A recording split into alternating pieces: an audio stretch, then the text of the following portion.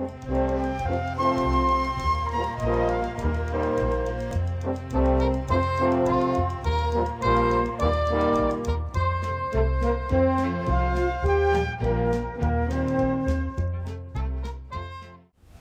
Joe, we've talked about many different governance scenarios. You've talked about how sometimes you might want to have an institutional trustee.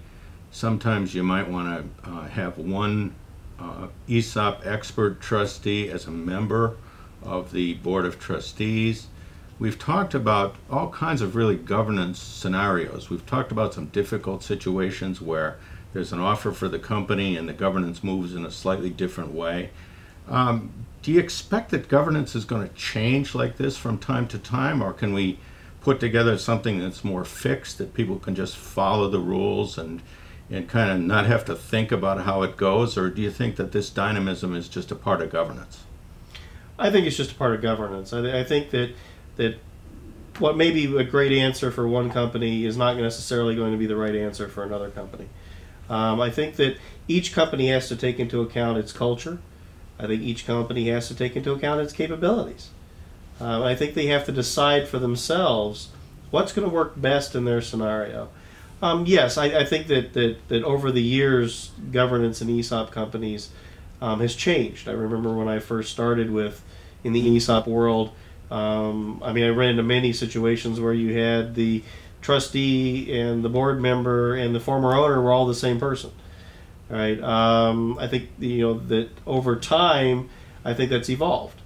Where I think there's a much more complicated view of corporate governance now than what there was in the past. I think it's a very positive thing. I think actually, to some extent, even Sarbanes-Oxley brought forward some potential best practices that people can follow from the standpoint of governance.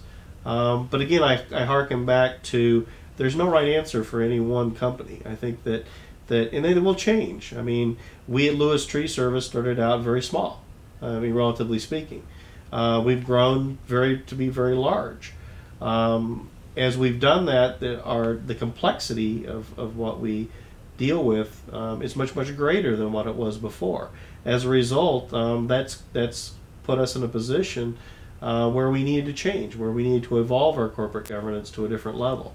Certainly, going back to outside, for example, adding the outside board of directors versus having the inside board of directors, which we had initially when we first did our ESOP.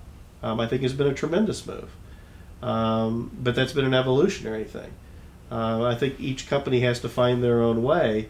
Look at some best practices. Look at some different scenarios that other companies are doing, but also go the path that they feel is going to provide them the best value. So when you think about governance in the context of Lewis Tree Service Inc. or of any other ESOP company, it seems like it's kind of a difficult thought process. It seems like the trustees really have to be paying attention and really have to be knowledgeable. And of course, we're all fond of saying that we know the prudent expert rule, but of course, if you just say that, nobody actually knows what it means. But it seems to me that when we're talking about the situation at Lewis Tree Service or any place else, you really do have a situation where the trustees have to know the business, they have to know what's going on with respect to the economy that surrounds the business, they have to be aware of the circumstances that participants and their beneficiaries find themselves in. And it seems to me that it's a very difficult job. Do you agree with that? Do you think it's something that people really have to pay attention to do? Yes, I think they have to pay very close attention, and not only to what's going on within their own company, but I think it's just as important to pay attention to what others are doing, right? And keep an open mind as they're looking at what other companies are doing from the standpoint of governance. Keep an open mind and be thinking about if they adopted in that particular structure in their own company, how would things change?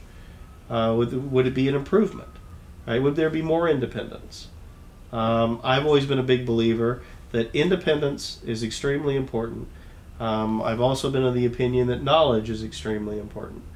And marrying those two together to where you can have the best of both worlds. In our case, it was an inside board of trustees and an outside board of directors. In other company, it may be a different scenario.